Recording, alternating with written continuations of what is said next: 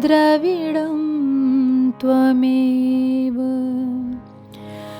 त्वमेव सर्वं मम देव देवा।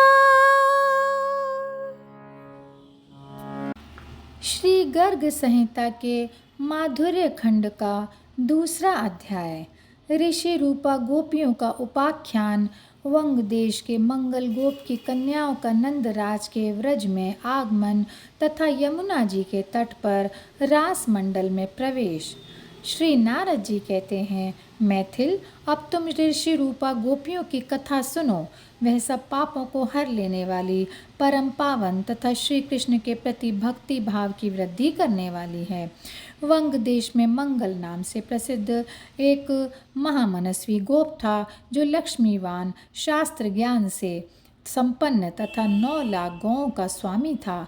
मिथिलेश्वर, उसके 5000 पत्नियां थीं। किसी समय दैवयोग से उसका सारा धन नष्ट हो गया। चोरों ने उसकी गौओं का अपहरण कर लिया। कुछ गौओं को उस देश के राजा ने बलपूर्वक अपने अधिकार में कर लिया। इस प्रकार दीनता प्राप्त होने पर मंगल गोप बहुत दुखी हो गया। उन्हीं दिनों में श्री रामचंद्र जी के वरदान से स्त्री भाव को प्राप्त हुए। दंडकारण्य के निवासी श्री उसकी कन्याएं हो गए। उस कन्या समूह को देखकर दुखी गोप मंगल और भी दुख में डूब गया और आदि व्याधि से व्याकुल रहने लगा। उसने मन ही मन इस प्रकार कहा। मंगल बोला, क्या करूं, कहाँ जाऊं, कौन मेरा दुख दूर करेगा। इस समय मेरे पास न तो लक्ष्मी है, न ऐश्वर्य है, न कुटुंबी जन है और न कोई बल ही है। हाय, धन के बिना इन कन्याओं का विवाह कैसे होगा। जहाँ भोजन में भी संदेह हो, वहाँ धन की कैसी आशा। दीनता तो थी ही, काकतालीय न्याय से कन्याएं भी इस घर में आ गईं। इसीलिए किसी धनवान और बलवान राजा को ये कन्याएं अर्पित करूंगा, तभी इन कन्याओं को सुख मिलेगा।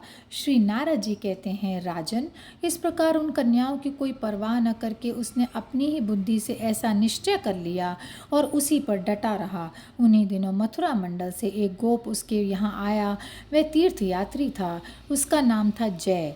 वह बुद्धिमानों में श्रेष्ठ और वृद्ध था। उसके मुख से मंगल ने नंदराज के अद्भुत वैभव का वर्णन सुना। दीनता से पीड़ित मंगल ने बहुत सोच विचार कर अपनी चारुलोचना कन्याओं को नंदराज के व्रज मंडल में भेज दिया। नंदराज के घर में जाकर वे रत्नमय आभूषणों से विभूषित कन्याएं उनके गोष्ठ में गौओं का गोबर उठाने का काम करने लगीं। वहां सुंदर श्री कृष्ण को देखकर उन कन्याओं को अपने पूर्व जन्म की बातों का स्मरण हो आया और वे श्री कृष्ण की प्राप्ति के लिए नित्य यमुना जी की सेवा पूजा करने लगीं। तदनंतर एक दिन श्यामल अंगों वाली विशाल लोचना यमुना जी उन सबको दर्शन दे वर प्रदान करने के लिए उद्यत हुई। उन गोप कन्याओं ने यह वर मांगा कि व्रजेश्वर नंदराज के पुत्र श्री कृष्ण हमारे पति हों। तब तथास्तु कहकर यमुना जी वहीं अंतर्ध्यान हो गईं। वे सब कन्याएं वृंदावन में कार्तिक पूर्णिमा की रात को रासमंडल में जा पहुंचीं। वहां श्रीहरि ने उनके साथ उसी तरह विहार किया जैसे देवांगनाओं के साथ देवराज इंद्र किया करते हैं। और यहीं पर यह अध्याय समाप्त होता है। जय श्री कृष्णा, जय श्री कृष्णा, जय श्री कृष्णा।